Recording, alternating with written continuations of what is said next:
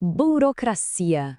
Olha, só de ouvir essa palavra muita gente já sente um calafrio, não é mesmo? A imagem que vem à cabeça geralmente não é das melhores. Mas a história por trás desse conceito é bem mais interessante do que a fama que ele carrega hoje em dia. Vamos fazer um exercício rápido. Quando alguém fala em burocracia, qual é a primeira coisa que surge no pensamento? Para a maioria das pessoas, a resposta é quase instantânea e, digamos, não muito positiva. É isso aí. Filas que não acabam, pilhas e pilhas de papelada, uma demora sem fim e aquela sensação de que tudo é complicado sem necessidade. Essa virou a definição popular de burocracia no nosso dia a dia.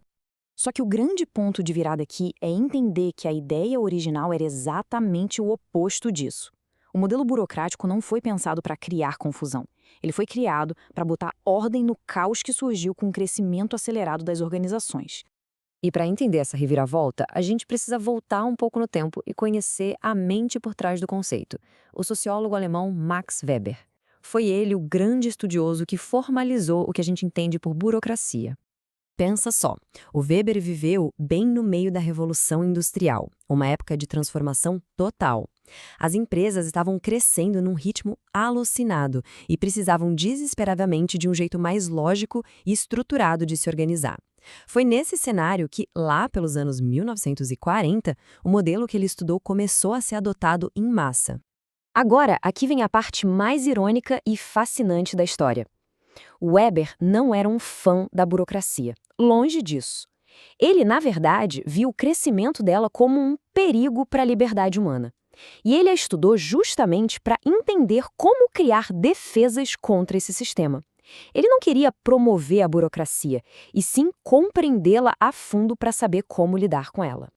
Então, para o Weber, burocracia não era sinônimo de complicação. Era um tipo de poder, um sistema de organização todo baseado na racionalidade. O objetivo era bem claro: alcançar as metas do jeito mais eficiente que existe, garantindo que as ferramentas e os métodos fossem os mais lógicos para chegar no resultado esperado. A partir dessa ideia, Weber descreveu o que seria o tipo ideal de burocracia. Pensa nisso como se fosse a planta de um edifício perfeito, sabe? Um projeto mestre para uma organização funcionar de maneira totalmente eficiente e previsível.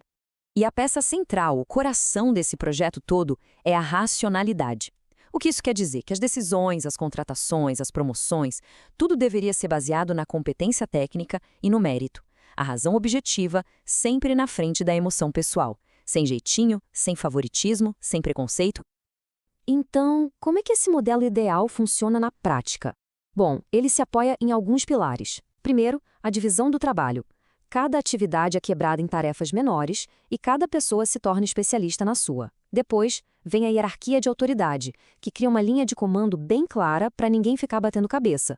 E amarrando tudo isso, a racionalidade, que garante que a competência é o único critério que importa.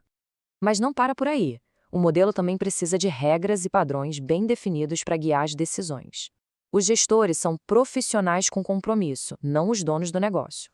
Para nada se perder no tempo, tudo é documentado em registros escritos. E talvez o mais importante de tudo, a impessoalidade. As regras valem para todo mundo, do cargo mais baixo ao mais alto, sem exceção e sem tratamento especial para ninguém. Na teoria, tudo isso soa perfeito, né? Como um reloginho suíço. Então, por que a nossa experiência com a burocracia costuma ser tão frustrante? É exatamente aqui que a gente entra no grande conflito entre o que era para ser e o que de fato é. O ponto crucial aqui é o seguinte: os problemas que a gente associa à burocracia não são falhas do modelo em si. Eles são o que os estudiosos chamam de disfunções. Ou seja, são distorções que acontecem quando as pessoas aplicam o modelo de um jeito errado dentro da organização. Quer ver um exemplo clássico? A função das regras era trazer previsibilidade e segurança. Mas a disfunção acontece quando seguir a regra virou o objetivo principal, mais importante do que resolver o problema. É aquele famoso não posso fazer porque o sistema não deixa, mesmo quando o bom senso diz o contrário. Outro ponto, a função da impessoalidade era garantir um tratamento justo para todo mundo. A disfunção é a despersonalização, quando o foco nos cargos e nas regras é tão grande que as pessoas viram só um número no processo. O tratamento humano se perde no meio do caminho. A hierarquia também pode se distorcer. A função dela é criar uma estrutura clara de quem manda em quem, mas a disfunção aparece quando a decisão é sempre tomada por quem tem o cargo mais alto e não por quem realmente entende do assunto. É a autoridade passando por cima da competência. Então, como a gente deve olhar para a burocracia hoje em dia? A chave é pensar nela como uma ferramenta. Uma ferramenta muito poderosa que pode ser usada para o bem ou para o mal, e não como um sistema que é ruim por natureza. É fundamental entender que essas disfunções são, na verdade, excessos. Elas aparecem quando as pessoas, seja por medo, por resistência à mudança ou para se proteger, aplicam o modelo de um jeito super rígido e distorcido. A culpa não é do mapa, mas de quem está lendo o mapa de um jeito errado. E na prática, o que fazer?